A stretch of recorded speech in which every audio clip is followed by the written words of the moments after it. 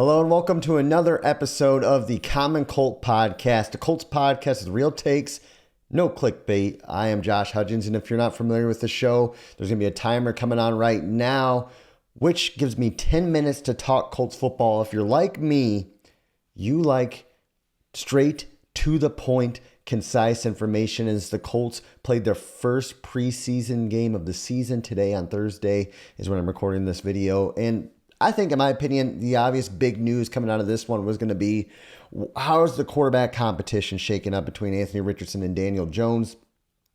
Unfortunately, it did not go well for Anthony Richardson. His second drive of the game, he leaves the game due to a pinky injury on his throwing hand.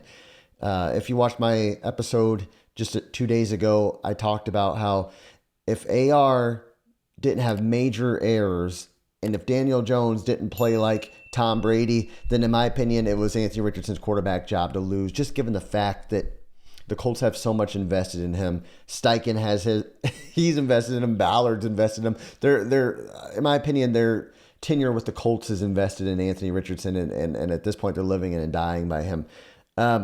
So with that said, this game, I thought as long as Richardson played okay, he was probably going to keep fending off Jones for the job. He gets hit, does not see the blitz at all, or the pressure coming off the edge there, and just absolutely gets rocked, holds on the football, and dislocates his pinky. Now, I'm not a doctor. Shane Steichen defined it as a dislocated pinky in his interview. That's what the Twitter doctors are saying. Not to speculate on injury, but if that's what it is, and that's what we hope it to be, a lot of times in that case, they could set it back in place. And when you're throwing a football, if you're a quarterback, yes, you don't want to ever injure your throwing hand, but the thumb is the most important finger when gripping that ball and throwing that football. So the hope would be that he could be back next week and ready to play. And I think that does, it does impact the original plan of having Richardson be a backup in game 2. Since Daniel Jones got so much playing time, we might actually see AR5 start next week due to the fact that he only played 5-6 snaps against this Ravens team. Unfortunately, from my perspective, am I concerned? Am I upset? I'm concerned from the fact that, yes, I don't think it's a major injury just from what I'm seeing, but it's just more of the same when it comes to Anthony Richardson. He's injured again, and I don't like to dog a guy for getting hurt, but we've talked about him sliding. Everybody knows some of these hits could be avoided.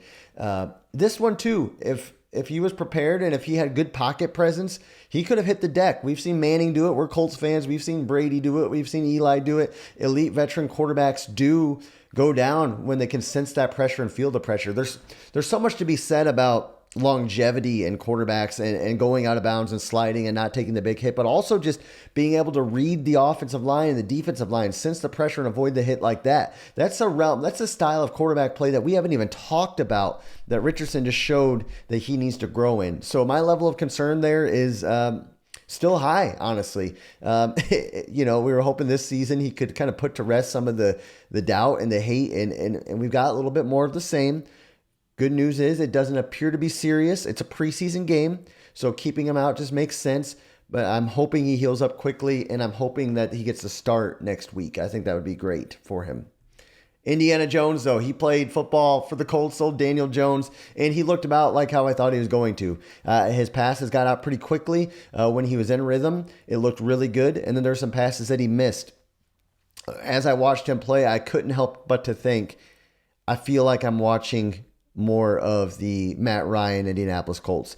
Yes, Daniel Jones has some speed. Yes, he can make plays. Yes, he has a bigger arm, and Matt Ryan's arm looked terrible when he was in Indianapolis. But that style of offense that he led made me want to, I wouldn't even have to take a Benadryl to go to bed at night. Or NyQuil or whatever you take, sleeping pill. You could just watch those highlights of the Matt Ryan Colts and the Daniel Jones Colts. When I just think about that, that puts me to sleep a little bit. So I'm hoping that AR can heal up and show something that consistent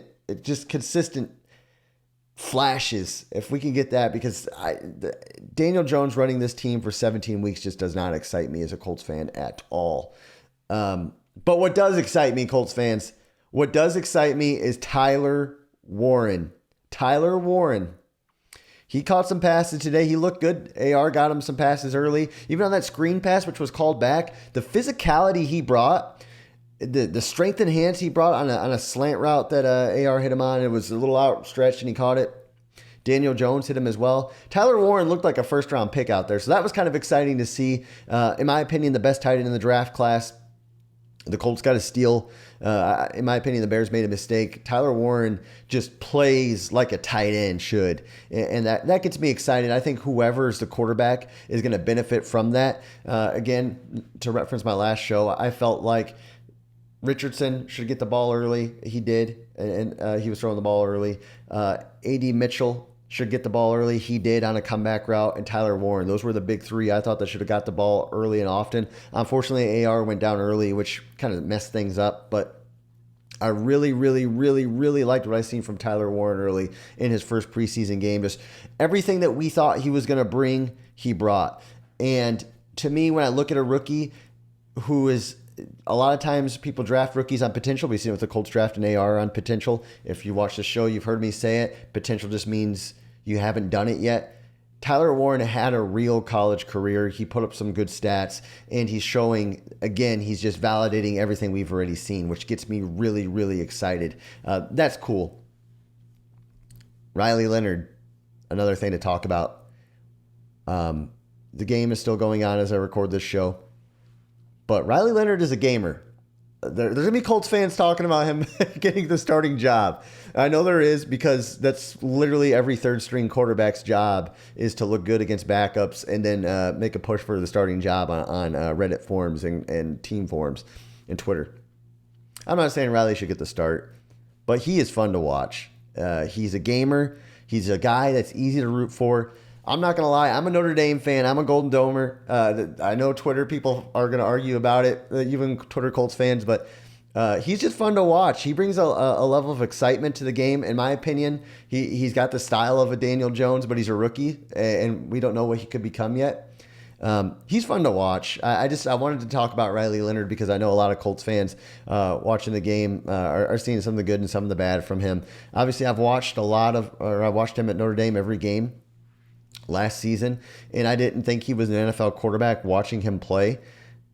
But you never know. Getting the right system, getting the right team, things do happen. We've seen it with Brock Purdy, obviously. So just a fun little story. I would love to see him make the roster. He just seems like the ultimate teammate, just a good guy to have on your roster.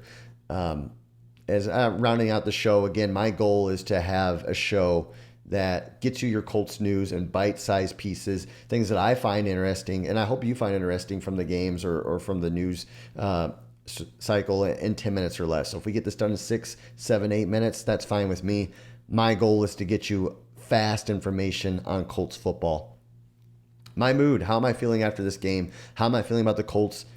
Honestly, bipolar is my mood. I'm bipolar right now.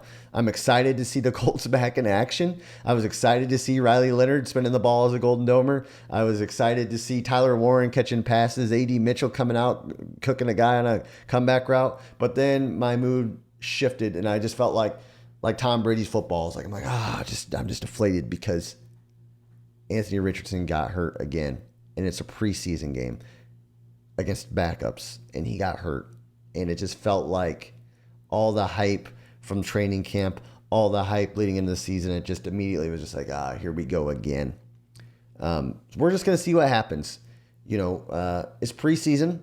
As long as nothing comes out after the show that he's injured for a long-term period of time, I'm hoping that's not the case. Again, I'm recording this before any news articles have come out about him, but from my understanding, it doesn't appear to be serious at this point.